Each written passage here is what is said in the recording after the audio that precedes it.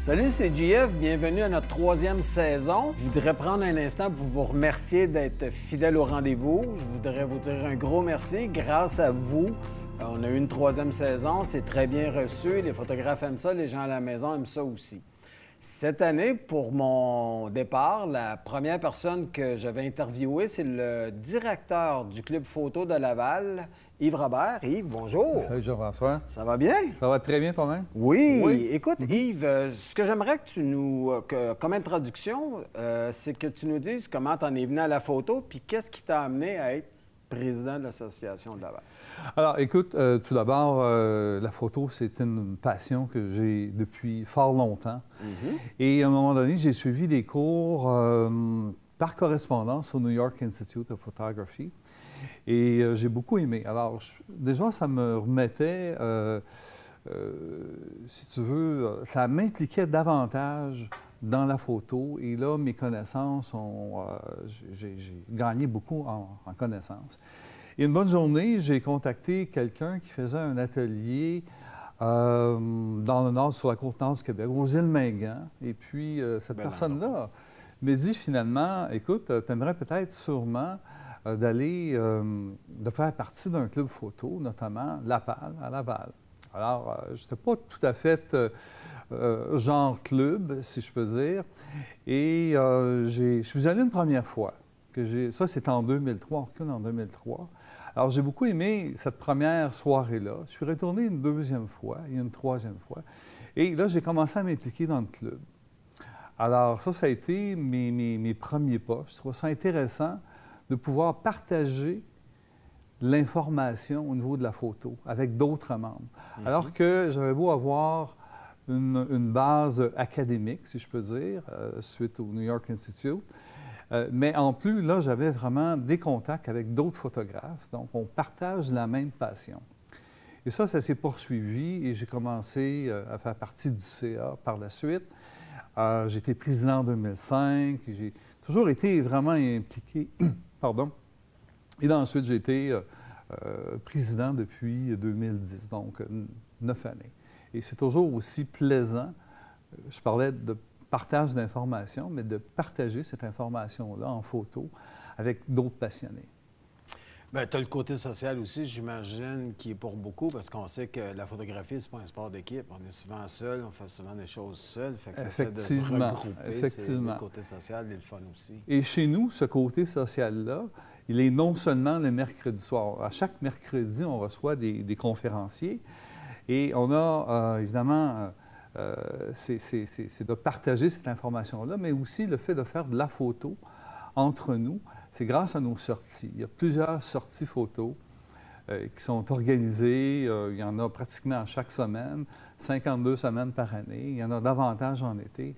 Alors, ça permet aux gens de s'expliquer comment ils vont faire ou comment ils planifient faire telle et telle photo. Et effectivement, de s'entraider à ce moment-là. OK. Parce que moi, la première chose qui m'est venue à l'esprit, je me disais, pourquoi un club photo? Aujourd'hui, tout est sur Internet, on a YouTube, il y a plein de tutoriels, tout est là, tu as juste à peser sur un bouton, mais non. C'est-à-dire que c'est bon, c'est correct, ça donne une réponse instantanée. Okay? Au bout de notre téléphone, on peut voir ce dont on a besoin, on a tout de suite. Mais l'aspect interaction avec le formateur, avec le photographe, avec le conférencier, il n'est pas là. Okay? C'est beaucoup plus loin. Alors qu'en conférence, on peut tout simplement lever la main, poser la question. Sinon, bien, il y a d'autres gens autour qui peuvent répondre. Et également, il y a les ateliers aussi. Ça, c'est si on veut aller plus loin. Alors que les tutoriels, oui, c'est correct, mais à mon avis, ça demeure incomplet. Puis tu as affaire à comprendre un tutoriel parce qu'on s'entend que si tu ne saisis pas, il n'y a pas de plan B, il n'y a pas Oui, et bien souvent, on peut revenir en arrière et puis... Oui, mais il y a des fois, moi, je me souviens que les premiers que j'ai regardés quand c'est venu sur YouTube, c'était pas toujours facile à suivre parce que souvent, ils s'adressaient à des gens qui connaissaient déjà la photo. Pour les gens qui commençaient, ils parlaient, il y avait tel type de mots qu'on connaissait pas. Ils vont nous parler de choses très photographes, je peux dire. Puis pour moi, en tout cas, je trouvais ça très difficile à suivre. J'aimerais ça que pour les gens à la maison, on regarde quelques Bien photos sûr, qui viennent de bien sûr. votre club parce que j'ai dû choisir des photos, je vous le dis d'avance, je m'en excuse. Elles étaient toutes belles, sauf qu'il a fallu que je fasse une sélection. J'ai essayé de mettre un peu de tout, puis c'était vraiment difficile parce que vous avez un excellent club, hein? Je pense que vous êtes très bien coté en On a passant. un excellent club. Je dois dire que on se classe assez bien au niveau des concours provinciaux organisés par la SPPQ, Société de promotion de la photographie du Québec. Alors, on a eu un podium dans les 8 dernières années. On a terminé dans les 3 premiers. Dans les 8 dernières années, Oui, donc ça va avec ta présidence. ben, disons, on peut le voir comme ça aussi. Mais c'est un fait qu'on a un club qui regorge de talent. Mais on a aussi des photographes de tous les niveaux. C'est pas juste des experts. Il y a des nouveaux qui sont au club. Il y a des intermédiaires, puis il y a des plus avancés. Alors, avec la masse qu'on a Parce que vous êtes assez nombreux, hein, de mémoire? je pense qu'on est l'un des plus gros clubs, à tout le En termes moins, de membres? francophones. On a présentement 186 membres. Wow. Ouais, ouais. Et ça se maintient très d'année bien. en année. On est toujours autour de Mais justement, le mélange d'avoir des nouveaux avec des anciens, ça fait un beau mélange, ça. Ça fait un très beau mélange et je vous dirais que c'est un mélange qui se jumelle très bien avec notre programme de mentorat. Parce que vous avez un programme On a un de programme de mentorat. mentorat. Alors, on a pensé à un moment donné que ça pouvait être bon que les nouveaux membres, les membres débutants, soient avec quelqu'un d'un peu plus expérimenté en photo. Et ça fonctionne très bien. C'est une recette qui fonctionne très bien. On fait ça à l'automne, donc jusqu'aux fêtes. Et après les fêtes, il y a d'autres groupes. Le protégé peut rester avec le même mentor. Et le jumelage se fait en fonction justement des intérêts. Des intérêts, si quelqu'un aime l'architecture ou si quelqu'un a plus besoin d'informations au niveau logiciel, par exemple, alors il va être jumelé avec quelqu'un dont c'est l'expertise. C'est à la justement. carte, finalement. Exactement. C'est très Ouais. bien comme ça. Parce que moi quand vous m'avez parlé de ça, de mentorat, la première chose qui m'est venue à l'esprit, c'est qu'on devrait tous en avoir un. Ça va nous éviter un paquet d'erreurs. Puis le learning curve, on s'entend, qui Oui. est très bon à ce moment-là. Exactement. Et aussi, ça permet également l'intégration. Je vous disais tantôt groupe, qu'on oui. était un gros club. Les gens peuvent se sentir un petit peu perdus. C'est sûr que c'est à peu près la même chose dans n'importe quel groupe. Mais le mentorat permet aussi l'intégration d'un nouveau membre avec les autres. Parce que le mentor connaît d'autres gens. OK? Et c'est un peu comme une façon de faciliter aussi les échanges avec les autres. Avec les autres, c'est une excellente... Notamment, et en plus de l'aspect photographique. bien sûr. Évidemment. Fait que justement, parler d'un aspect photographique, j'en avais parlé plus tôt, mais on va y aller avec des belles images. T'es dessiné? Alors, cette photo-ci, c'est la photo gagnante. Je vous parlais tantôt qu'on réussit assez bien, d'ailleurs, dans les concours organisés par la SPPQ. Ça, c'est, excuse-moi, c'est provincial. C'est provincial. C'est provincial, Alors, dans tous les clubs du Québec. tous les clubs du Québec, OK. c'est-à-dire tous les clubs qui désirent participer, parce qu'on doit fournir une sélection de 20 photos, D'accord. OK? Selon certains critères, selon certains paramètres. Et à chaque année, donc habituellement c'est vers la fin du mois d'avril, mai, cette année c'est au début du mois de mai, on a le gala de la SPPQ qui montre les gagnants des photos. Donc, ils reçoivent probablement à peu près 700 photos. Sur les 700 photos, sont divisées habituellement par groupe de 100. Il y a un diaporama. Et vers la fin, bien sûr, les meilleures photos sont projetées à la toute fin. Il y a si vous voulez, des rangs selon les catégories. Et dans cette catégorie-ci, c'était l'escalier. Il y avait le thème. OK, vous avez un thème imposé. Il y a animalier, éléments humains, paysage, et il y avait un nouveau thème, qui était le thème de l'escalier. Et non seulement cette photo a-t-elle gagné au niveau de la thématique escalier, mais c'est la photo qui a obtenu le plus haut pointage. Et bien sûr, on est fiers que ce soit notre photographe Bien de sûr. chez nous, Yves Demers-Paris, qui a remporté les grands honneurs de cette photo. En tout cas, il connaît son jeu de ligne, le monsieur, hein, parce que Oui. franchement, là, c'est très bien. On va y aller avec une autre. Alors, c'est une très belle photo aussi. C'est une photo qui a fait partie de notre exposition à l'automne. Je crois que c'est Michel Côté-Leclerc qui a produit cette photo. Un très beau paysage. Alors, il y a un peu de tout. C'est très bien composé comme photo, effectivement. La maison, la ferme, Mais pour les gens qui les font montagnes. du portrait, on s'entend que ça doit être un classique, c'est très bien fait. On a l'avant-plan, le milieu, les montagnes derrière, tout est net. Tout est très beau. Le bleu, le rappel, écoute, c'est une photo très belle. On a cadré avec un arbre aussi, je veux dire. C'est ça. On Et le comprend petit très ruisseau nous bien. amène. Dans le fond, on a le goût d'être là. On a le goût de partir là, effectivement. C'est ça. Il y a une question qui me vient à l'esprit. Yves, jusqu'où vous acceptez le Photoshop dans une image? À partir de où vous dites non, là, ça, c'est trop? Ou est-ce qu'il y a des barèmes? Est-ce que ça revient? Parce que je sais que certains concours, ce qu'ils vont faire, c'est qu'ils vont nous dire, bien, ce que tu aurais pu faire en chambre noire, c'est ce qu'on accepte. Le contraste, là. Puis, rendu là, c'est plus une photo, là. C'est rendu d'autres choses. Je dois dire que c'est un ancien discours qu'on pouvait avoir il y a une dizaine d'années, OK. alors que le numérique débutait, il y a D'accord. peut-être un peu plus de 10 ans. Et là, maintenant, tout est permis. Parce Fait que le côté artistique, prend le artistique, dessus. Si je veux mettre les nuages de telle couleur, je les mets de telle couleur. exactement. Puis, Ça fait partie de notre slogan, si je peux dire, qualité, diversité et créativité. Alors, la créativité, on ne veut pas l'empêcher. S'il y a des gens qui se sentent plus à l'aise en créant des choses, OK, en faisant des montages, ça va jusque-là aussi. Mhm. Alors, on ne les empêche pas. OK? Alors maintenant, Photoshop, je pense qu'il y a beaucoup de gens qui sont assez à l'aise avec le logiciel, soit Photoshop, Photoshop Elements ou même, évidemment, Lightroom et les suites de Nik Software. Donc, on est quand même assez habitué et on sait comment doser maintenant. Et pour des nouveaux qui s'ajouteraient au club, ben, on offre également ce genre de cours parce qu'on ne peut pas garder uniquement une photo sur notre carte mémoire et la présenter comme ça. Ça prend un certain... Je ne connais pas grand monde qui puisse faire Non. ça. C'est un peu ce que je disais à un moment donné au cours de l'émission. Les gens qui vont vous dire qu'ils ne retouchent jamais leurs photos.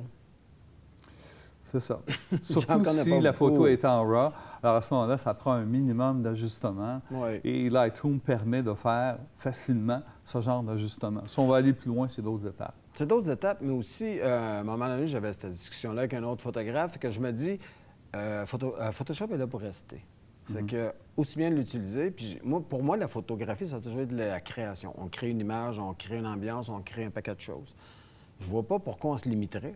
Moi, j'ai beaucoup de problèmes avec... parce que c'est déjà arrivé dans certains clubs qu'il y a le côté all in the box. Ce que tu prends là, c'est ta photo, puis on sort pas de là. Puis je me disais, ben non, là, tu me limites. Moi, je veux dire, j'ai la technologie. On s'entend que je pars du numérique qui me donne l'occasion de pouvoir pousser plus loin et d'amener la photo à un autre niveau. Puis je pense que c'est un peu ça aussi, avancer en photo. On ne veut pas empêcher les gens d'exploiter leur propre créativité. Surtout en photo, c'est un art, faire de la photo. C'est comme la peinture. Okay. C'est comme la peinture. Alors, donc, la photo étant un art, on peut en faire, on peut faire ce qu'on veut par après. On a des outils.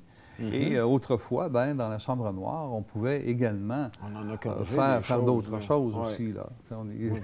À cette époque-là, ils étaient tout aussi créatifs. Oui. Maintenant, on a des outils qui sont différents, mais qui nous permettent d'aller plus loin que la simple image qu'on prend au début. La manipulation, effectivement. On va y aller avec une autre image. Alors, on a de très belles photos. Ça également, ça faisait partie du thème animalier. Une photo d'Alexandre Desroches, si je me souviens bien. Alors, très belle photo avec les deux oiseaux. Il y a une interaction entre les deux aussi. Alors, c'est très bien placé. Le fond n'est pas dérangeant. Il y a une belle diagonale dans le regard entre les deux oiseaux, puis l'autre, celui qui est en bas, il a la bouche ouverte. Alors, c'est très bien composé. On comprend c'est une très belle bien ce qui se photo. passe aussi. Fait que Exactement. quand on dit une image vaut Le 1000 message mots, est clair. c'est clair. C'est ça. Voilà. Puis moi, ce que j'aime bien aussi, c'est la saturation de l'image. Je trouve ça très bien parce qu'on a tendance, Oui. en tout cas, C'est probablement pris dans une journée nuageuse, couverte, donc il n'y a pas d'ombre c'est trop ça. forte. Pas trop d'highlight aussi. Fait que C'est ça. c'est un très beau travail. Puis j'aime bien aussi de la façon, justement, qu'il a dégagé une partie puis qu'il a quand même gardé la branche du haut parce que les gens, souvent, ils vont couper. Hein, ils veulent vraiment serrer. Ouais. Puis lui, il a aéré sa photo. Comme c'est des oiseaux, je trouve ça le fun C'est qu'il y ait ça. de la Ben place oui. aussi. Oui, exactement. On va y aller avec une autre. Oui, alors une photo de Bogdan Marin dans le champ de lavande. Alors, c'est vraiment très, très bien aussi. Ce qui était à remarquer, c'est à noter dans cette photo, c'est le personnage, c'est la jeune fille qui se trouve être positionnée dans le tiers inférieur gauche. Alors, souvent en composition, on va demander de décentrer le sujet, de le placer dans ce qu'on appelle les points d'or, alors soit en divisant en 3 lignes verticales et horizontales. Alors, la jonction des points, ce sont les points d'or. Et justement, ce personnage, cette jeune fille-là, est placée au bon endroit. Et on sent que, finalement, elle s'en va dans un chemin, dans le champ de lavande. Il y a une direction avec le jeu de ligne. Moi, je te dirais, je l'ai choisi Yves, à cause de la lumière. Je trouve la lumière sublime là-dessus parce que c'est pas des conditions faciles à travailler. On s'entend que quand tu as de la lumière comme ça. Ouais.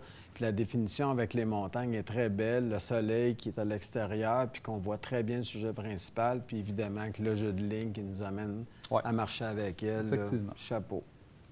On va y aller avec une autre. Là, on vient de changer de registre. Oui, encore un peu dans l'animalier.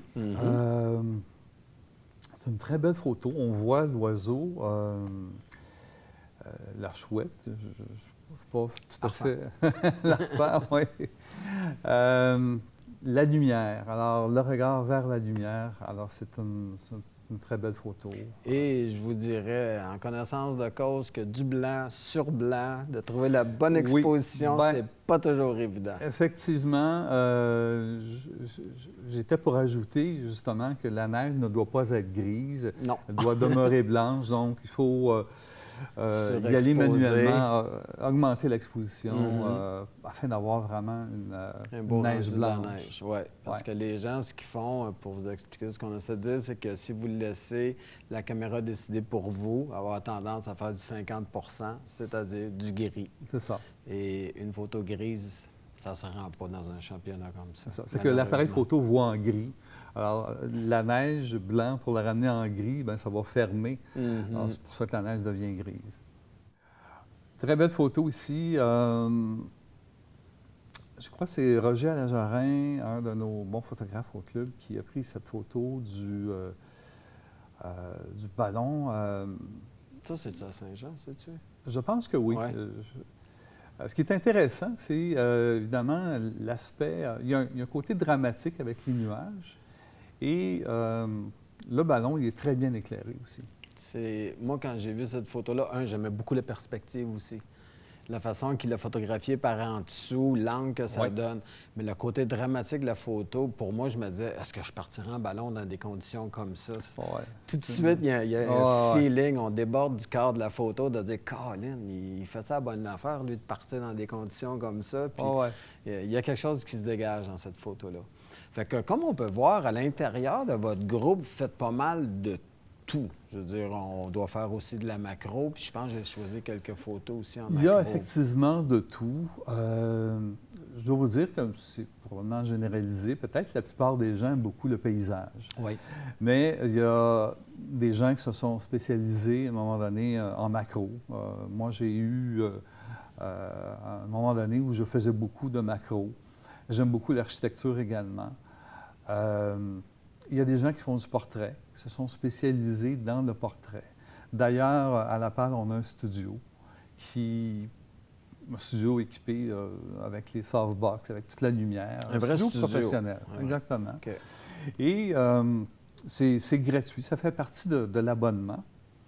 Alors, en autant que le membre soit actif, il vienne chez nous. Et c'est tout simplement pour le plaisir. Donc, ce n'est pas un studio à vocation commerciale. C'est vraiment un studio qu'on se sert pour apprendre. On a quelqu'un qui est responsable, Ronald Forgette est responsable du studio. Il est en mesure de donner une formation sur les lieux avec les différentes lumières et la pose des modèles. Mais c'est le meilleur des mondes, ça. C'est le meilleur des mondes. Parce que de trouver un studio qui sont prêts à te montrer comment faire, qui sont bien équipés, on s'entend qu'il n'y en a pas tellement. Là, parce que les studios professionnels, c'est temps de l'heure, puis shoot, puis ouais, fais ce que tu as à faire. On a déjà eu ce qui fait un peu notre force au Club à la Palle, c'est, je parlais tantôt des ateliers, et on a fait un atelier dans les dernières années avec un portraitiste, un photographe qui a passé sa vie dans un studio. Et il est venu avec des modèles, un certain nombre de modèles, qui devaient, ces jeunes filles-là, pour la plupart, devaient apporter différents vêtements afin qu'on puisse les photographier de façon très chic. Pardon? C'est une vraie mise en situation. C'est comme si tu allais faire un contrat à ce moment-là. Tu as tes mannequins, tu as ton éclairage. Et ce qu'on avait, on avait notre studio, mais à côté, il y avait un local vide. On s'est servi du local pour faire du plein-pied. Et un autre local à côté, c'est dans une vieille école. Et l'autre local, c'était pour faire du gros plan. Donc, on roulait d'un studio à l'autre par petits groupes de 3 ou 4. Donc, c'est pour nous initier à la photographie de studio, qu'on fasse du portrait, qu'on fasse du plein-pied, qu'on fasse, comme les Anglais disent, du head and shoulders, qu'on soit de cette façon. Et aussi, c'est l'approche avec les modèles, comment on doit approcher. Ça, c'est quelque chose. Puis je pense que les gens ne réalisent pas toujours. Moi, je me souviens de mes premières sessions, que ça, justement, j'ai jamais dirigé un modèle de ma vie. J'ai dit quoi, comment, il y a une façon de travailler avec les gens. C'est sûr que souvent, ils vont se dire, bien, c'est des professionnels, ils savent quoi faire. C'est pas aussi simple que ça. Toi, tu sais quel genre de photo tu veux faire. Elle va t'aider à l'atteindre, cette photo-là. Mais il faut que tu lui dises. Avant tout, c'est une relation entre le photographe et le ou la modèle. Et ensuite, c'est de lui montrer quel genre de pose qu'on veut et aussi pour que ça soit esthétiquement, que ça soit très beau et très naturel également. Alors, c'est cette dynamique-là et c'est pas si facile que ça. Non, non. Évidemment, on commence par la base et ensuite, bien, on devient un peu plus à l'aise avec les gens dans ce contexte-là. Parce qu'on travaille quand même assez près. C'est une dimension que les gens ne réalisent pas. Quand on fait des photos, on fait du paysage, on est loin de tout. Quand tu commences à faire de la photo de rue, puis moi, pour m'habituer, j'ai pris une 50. Fait que j'avais pas le choix d'approcher les gens. C'est plus la même game qu'avec un 300 quand tu es complètement à l'autre côté de la rue. Exactement. Quand tu vas chercher les gens dans leur intimité, il faut créer une relation entre les deux. Tout à fait. Et ça aide aussi, si on a des contrats de mariage ou de graduation, l'approche qu'on peut avoir avec les gens, bien, c'est d'être à l'aise. Donc, si quelqu'un est à la base très gêné, ça peut être difficile de dire à quelqu'un d'autre de se dégêner ou de lui, comment je pourrais dire, de l'aider à se dégêner. De s'intégrer au travail. Puis je me souviens, dans les mariages aussi, les gens sont hyper stressés, les gens qui se font photographier. C'est une grosse journée, il y a beaucoup de monde alentour d'eux autres. Fait que moi, je me disais toujours, le travail du photographe, c'est de diriger tout ça. C'est le chef d'orchestre. Si tu veux que ça aille bien, ça passe par toi. Fie-toi pas sur les gens, parce que les autres sont tellement énervés. Fait qu'il faut que tu les diriges. Puis c'est souvent ce que je trouvais qui manquait aux photographes de mariage, c'est qu'ils ne dirigent pas. Et les gens ne savaient pas quoi faire. Fait que je trouve ça très bien que déjà dans un club, on forme les gens à diriger, parce que c'est pas naturel de dire aux personnes, mets-toi là, mets-toi là. Ou tu fais une recette, tu refais toujours les mêmes choses. Alors, c'est sûr qu'on doit se pratiquer, mais c'est quand même un pas. C'est ce qu'on offre, dans le fond. On offre... J'ai toujours dit qu'au club, on était comme un gros coffre d'outils. Et les gens viennent chercher les outils qu'ils ont besoin. Okay. Que ce soit pour faire du portrait, de l'architecture. Vous avez un éventail assez large. Oui, tout à fait. J'imagine que quand vous n'avez pas un sur place, bien, vous allez chercher le conférencier qui va pouvoir... Bien, la programmation, elle est faite quand même longtemps d'avance parce qu'il y a beaucoup de conférenciers qui sont réservés d'avance. Ça va vite. Moi, je m'occupe de la programmation au club et la programmation d'automne, elle est habituellement terminée au mois de mai. OK. Et j'essaie d'avoir une diversité Pour montrer plusieurs choses. pour montrer différentes choses. Même si moi-même, où il y a peu de gens qui peuvent faire la photo d'astronomie, bien, c'est important de savoir, C'est un bon à un moment challenge. donné, comment on photographie le ciel et les étoiles. Oui. OK? Alors, donc, il y a de tout. Et il y a sûrement des gens, je le sais parce qu'on on me l'a déjà dit, ces gens-là, bien, il y avait quand même une poignée de gens qui étaient intéressés par les aurores boréales, par les étoiles et par tout Une ça. fois que tu vois ça, là, ça donne le goût. Justement, j'aimerais ça qu'on puisse profiter des derniers instants qu'on a dans l'émission pour regarder d'autres photos de votre club. Oui, alors, c'est une photo de Pierre Tonietto que j'aime beaucoup. Le titre, c'est Recueillement. Alors, c'est une photo, c'est un très beau noir et blanc. Mhm. Il y a une belle émotion qui sort notre, du sujet, de l'homme qui prie. Alors, c'est vraiment... J'aime bien le triangle aussi. Il y a une force c'est une dans belle cette photo, image-là, exactement. ouais. Il y a une concentration. Mm. et puis- On va y aller avec une autre. On parlait de macro. Oui, on parlait de macro, effectivement. Je pense une photo de Carole Chalut au club, et puis qui... Et ça, pour les gens à la maison, autant que ça a l'air facile, autant que quand j'ai essayé le macro, ça prend de la patience, mais Ça encore prend- plus que l'animalier. Oui, oui, ça prend beaucoup de patience. De toute façon, il faut toujours attendre le bon moment Le pour pic, prendre la photo. ouais. Mais si on veut ajouter un petit extra à cette photo-là, c'est d'attendre qu'il y ait justement un insecte qui se pose sur la fleur. Alors là, ça ajoute quelque Ouais. chose. Fait que j'ai pas le terme, mais ton background est beau. Exactement. Elle Exactement. est bien habillée. On va y aller avec une petite dernière. Ça finit bien. Très beau coucher de soleil, effectivement. Alors, la lumière de la fin de journée, on parle souvent de lumière. La photographie, c'est la On lumière. photographie la Alors, lumière. le matin et le soir, ce sont des moments privilégiés. Puis, ce que j'aime bien, c'est que le soleil est à l'intérieur du cadre, mais il y a comme une grosse mode à un moment donné qu'on mettait jamais le soleil à l'intérieur du cadre, on mettait la lumière, puis tout Ouais. ça. Fait que ça, j'aime bien la façon dont c'est fait. Et on a vraiment, je pense que c'est du F16 pour avoir des rayons comme ça, là, qu'on rajoute les rayons, j'aime bien Oui, ça aussi. un peu là. étoilé. c'est Oui, ça. j'aime Ouais. bien ce côté-là aussi de jouer un petit peu avec l'objectif pour en ajouter. Moi, j'adore les textures là-dedans, l'arbre, tout. Ça a beau être un classique, un coucher de soleil, il y a Ouais, c'est toujours ça. façon de le faire à notre façon. C'est que même si la lumière est basse, on est en mesure de garder les détails à l'avant-plan de l'herbe. Alors, c'est ça qui fait très beau aussi. C'est pas juste foncé. Voilà, ça a du punch. Mais écoute, un gros merci, Yves. Ça me fait C'était plaisir, très Jean-François. plaisant. Ça Au me fait plaisir plaisir. de se recroiser. Fait que malheureusement, il faut arrêter de regarder les images là. C'est la fin de notre émission. Fait que j'espère que vous avez aimé ça. Puis on se revoit la semaine prochaine. Ciao.